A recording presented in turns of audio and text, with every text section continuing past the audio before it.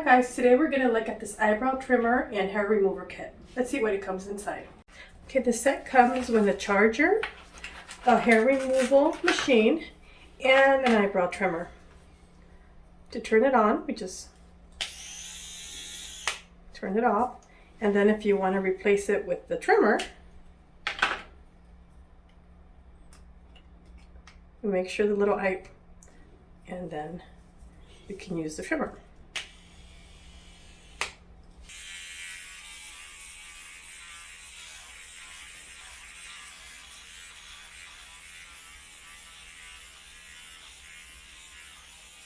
The eyebrow trimmer has two blades, each with a different size, 2" and 4", depending on how you want your eyebrows to be done.